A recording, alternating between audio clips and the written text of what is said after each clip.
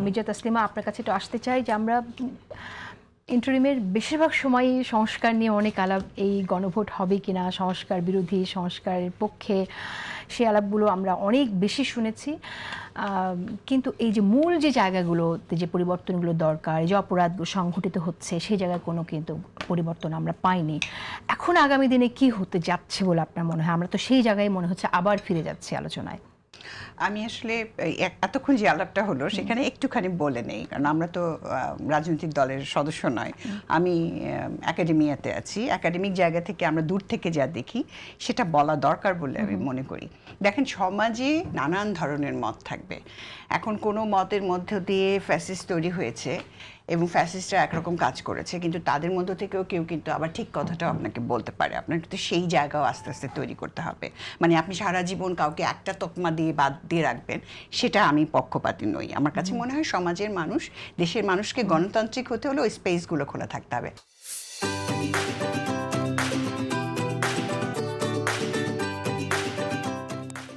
আদালত একটা সেরকম স্পেস।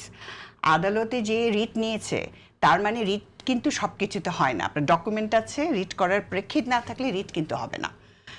রিট তখনই হবে যখন এটার কোনো বাস্তবতা আছে, এটার কোন, তাই না আপা? আপনি আরো ভালো বলতে পারবেন। রিট কিন্তু আমি বললাম আরেকটা কথা আমার মনের মতো গিয়ে আমি বলে রিট করতে চাইলাম, এটা হবে না। রিট করার কোনো ডকুমেন্টারি কোনো ভ্যালিডিটি আছে, তাহলে রিট হবে।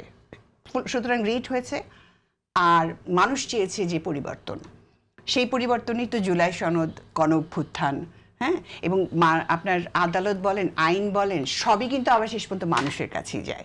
এখন যদি মানুষ মনে করে, না হলে তো ৭১ও অবৈধ ওইভাবে বললে, কারণ একটা রাষ্ট্রের বিরুদ্ধে আন্দোলন করেই তো আমাদের স্বাধীনতা হয়েছিল। মানুষই সবচেয়ে বড় কিন্তু শেষ পর্যন্ত।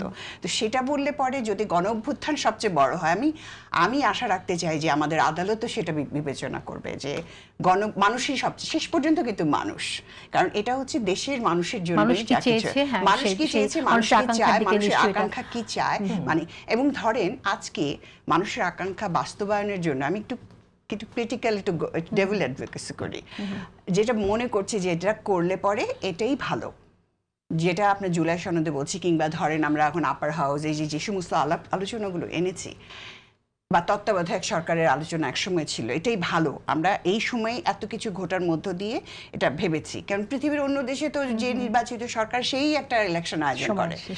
তো কিন্তু ধরেন এটা যে আমরা ভাবছি, এটা আমরা ভেবেছি, কিন্তু এটাই যে ভালো হবে এটা কিন্তু না একমাত্র। এটা কিন্তু এমন হতে পারে যে আমরা যখন কার্যকরী করতে গেছি তখন দেখা গেল এটা হচ্ছে না। ফলে এখন যে প্রশ্নগুলো আসছে, আমার কাছে মনে হয় সেটা প্রশ্নগুলো খুব গুরুত্বপূর্ণ। এটাই গণতন্ত্র, যে এখন আমি সেই প্রশ্নগুলোকে নিয়ে আলোচনাটা থাকুক,